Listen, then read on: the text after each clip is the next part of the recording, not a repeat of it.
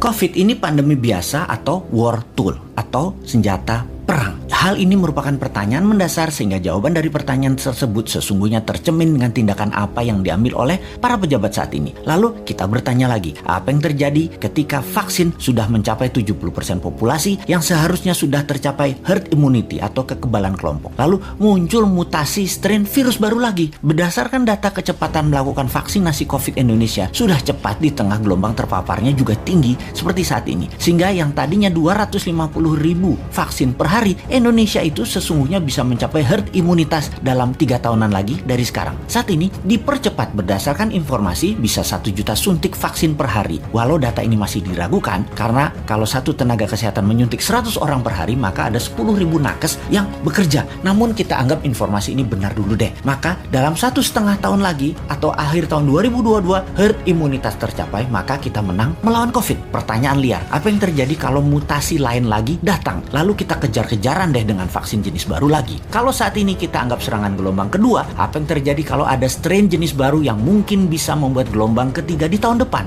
Melihat cara penanganan pemerintah atas COVID yang merupakan virus import dan PCR antigen juga produk import kebanyakan dan masker juga terbanyak barang import, bahkan disuruh 2 lapis lagi sekarang. Lalu vaksin juga produk import. Ini kita tidak boleh berlama-lama seperti ini. Apa nggak kita balik aja sebaiknya? Inilah masa di mana produk lokal, misalnya masker, harusnya merupakan 90% masker yang beredar di Indonesia saat ini adalah buatan lokal. Antigen tes lokalnya harus 100%. Vaksin lokal harus 50%. Atau obat peningkat imunitas yang lokal harus digenjot. Agar kalau virus mutan lagi, kita nggak terus bergantung impor yang akan membuat ekonomi negara digerogoti uang keluar atau flight capital. Sudah cara bernegaranya membatasi uang beredar menjadi tipis di tanah air, uang tadi ditarik keluar dengan berbagai kebutuhan impor dan tunai di tanah air harus hidup dengan pinjaman dolar asing dan yuan. Rupiah kok jadi nggak berdaulat ya? Pastinya karena kebijakannya terlalu impor. Walau bisa terlihat benar karena semuanya dalam keadaan darurat, tapi kalau bernegaranya daruratnya berkepanjangan seperti ini, sebenarnya bisa nggak masuk kategori salah kelola atau mismanagement bernegaranya. Lebaran tahun 2020 nih ya, kita nggak boleh mudik,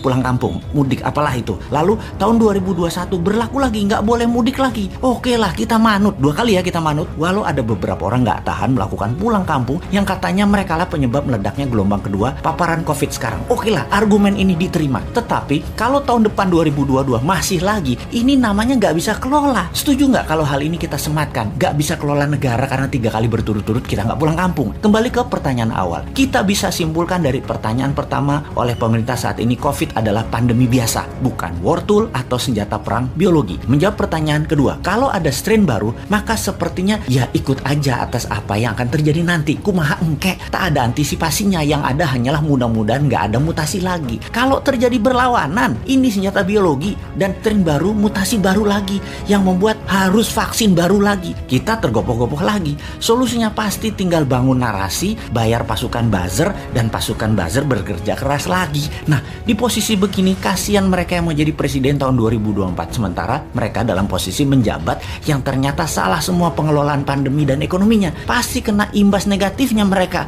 karena mereka juga bagian dari ketidaktepatan kelola pemerintah pusat dan daerah.